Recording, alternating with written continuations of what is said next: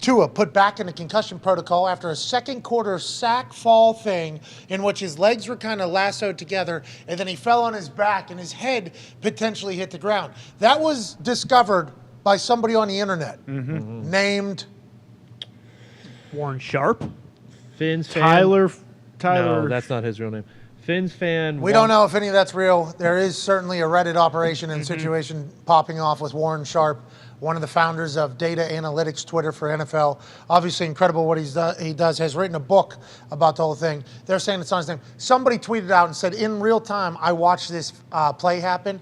The reason why Tua was so terrible in the second half, ended the game with 3 straight interceptions, if you do recall. Game sealing one with 1:30 left, and then 9 minutes, 6 minutes. Literally, last 3 drives ended with him throwing picks.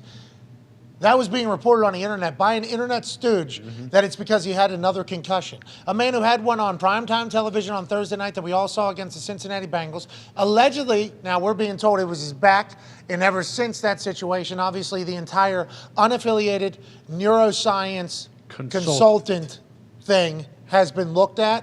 But he now has multiple concussions on the season. The whole conversation now is, should Tua even play football anymore with what we know about brains and what we know about future? Is Tua being asked whether or not he wants to play going forward, what his future looks like? What an interesting predicament for the NFL to be in. And the fact that Tua now seemingly has played another half of football undetected with a concussion, and what larger conversation is going to take place, we shall see. McDaniel said there was no conversation. Nobody said anything about anything, including Tua, I think he said. Interesting. And the brain is obviously a fascinating thing and will continue to go. Tua being back in the spotlight of it, though, not good for anybody, including Tua. We hope he's okay. Yeah, and I know all of their medical stuff it's private, but he had to show symptoms, right, to get put back in the concussion protocol? Can you report? I think you can self. Yep. Yeah. If it was a day Like after. he would have to. I would imagine if this clip came out and someone's like, "Hey man, the back of your head hit the ground.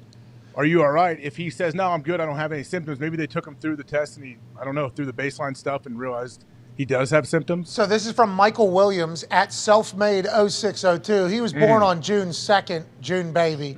I think he's still a Taurus there, June 2nd. I'm not 100% sure what all it is. But he tweeted this and said he threw 3 interceptions in the fourth quarter, proving the fact that he had a concussion. That is one of those plays, one of those tackles that you got to worry about. This is on a grass field.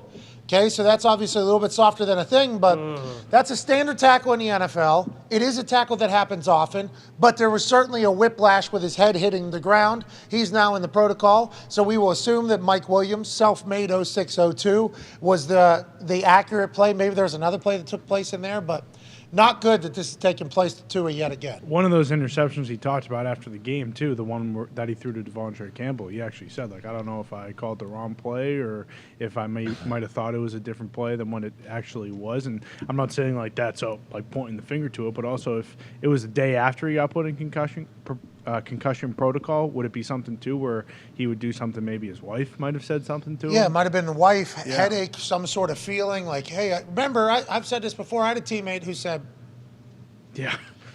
Wednesdays and Thursdays, normally after Sunday games, I'd get like the memory back of setting an alarm and like doing some things. And then Fridays, I'm always all the way good. And then games on Sunday, then I do it again. Because this guy, I think, went on a concussion protocol like Thursday night or like Friday. I forget. It was late in the week. And I was befuddled by it. And he was like, no, I feel this way all the time. And this one just lingered a little bit longer. McDaniel said he's not sure when Tua suffered a concussion, but he's in the protocol. During the game, nobody recognized anything with regard to a hit. It was something he met with doctors today and discussed some symptoms. So I think this is Tua saying, headache, whatever it was from before, I'm experiencing again, had to have had a concussion. But now it's going to get called, the whole operation is going to get called into question now, and I don't know what the right answer is going to be. I'm excited to see how they deal with this. Yeah, because if it's the day after, like I feel like the team's not culpable there. Like if they would have looked at everything and everything was fine, and he didn't report any symptoms or anything like that until the day after, like how is the team at fault there? What are your thoughts on this? Because you've been in it with the new UNC and also the old school one. You've been coach, you've been a player, so you've heard both sides of the coin on what the UNC's job is. Players obviously get told one thing, this is what this doctor does. Coaches probably get told another thing. What are your thoughts on it? How do they fix it? And is this going to lead to some change that probably will have ripple effects across the entire league? My thoughts are I think it should always come down to the player, right? Like like that happens. Like it should. If he has symptoms, say something. If he doesn't have symptoms, Yeah, it never happens, though, right? Isn't that what people say? right. But at the end of the day, like I'm very curious.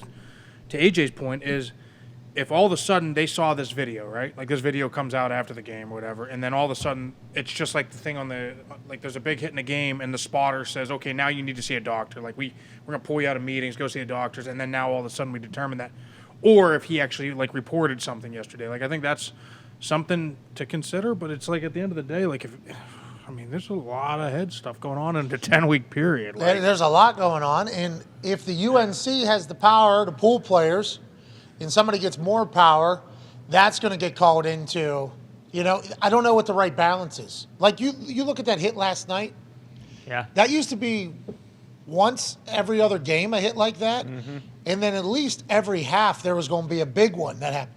Yeah, this is what AQ literally used to do whenever he didn't have work as an off. That's a massive hit. That is a massive shot. Huge. But back in the day, this shot right here, maybe every other game, primetime, or something like this would take place. And that's how the game has been developed and the fans have become there. So everybody's expecting big-time shots. But the more information we learn about concussions and about brains in the future and the hits that could change, and I understand that there's ways to do heads-up football. There's always going to be something, though, that could potentially end up with injuries taking place to both body and head, I think, in football. I don't know how they find the proper balance of when somebody gets pulled for their own good, because players are never going to want to get pulled because you can't join the club let alone concussions. We're talking about every other injury that they're trying to shield from everybody so they don't even get talked about or brought up.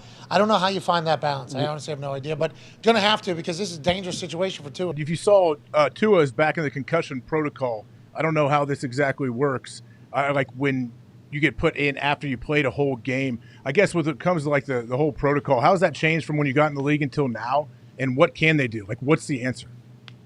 Well, there was no real protocol back in the day. Definitely not in game. There was I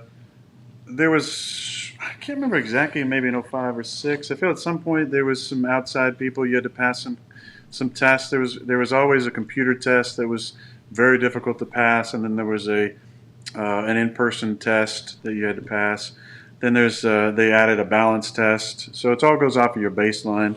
To get back on the field. But there's a number of different tests, and it's all slotted like day to day. Like the first day you can do this test, the second day you can do this test, and the third day you got to do both of them again or whatnot. But look, everybody's head responds differently. I've said this many times. There's been certain guys who've taken some crazy shots, and you think they're going to be out for a week or 2 weeks, and the next day you see them and they're totally clear, totally fine. Now that might not be what's going on in their brain, but as far as their cognizance, they're able to to speak clearly. They don't have any sensitivity to light. They have no sensitivity to noise. All the kind of the markers for a concussion. Devontae is a prime example of that crazy hit he took against Chicago when Trevathan drilled him. We were all worried that this was going to be a multi-week thing. I saw him the next day. He's like, "Oh, fine." It's like, well, you're doing quite fine. Your brain took some trauma, but as far as like his ability to think and move and working out can bring up symptoms as well. Everybody's brain responds differently. So for Tua, I think now it's getting interesting because he's had multiple now in the same season. That's when it gets a little more dangerous. He finished the game, so I don't know if he was dealing with any headache or anything. I've seen a play that they showed now where it looked like he got kind of tossed to the ground and may have had that whiplash effect, which can definitely do it. It's much easier on grass than on turf, but now it's probably time to maybe consider shutting it down when you've had some episodes. I don't know if that's going to be in the thought process. As a competitor, that's the last thing you want. But at some point, you do start thinking about your cognitive function later in life and any after effects you might be dealing with. So I'm sure they'll be. They have to now. The eyes of the NFL nation are probably on Miami now to see how they deal with this. And I like the kid. I think he's a real good kid, and I like the way that he speaks and represents his team and goes about his business. And I wish him, all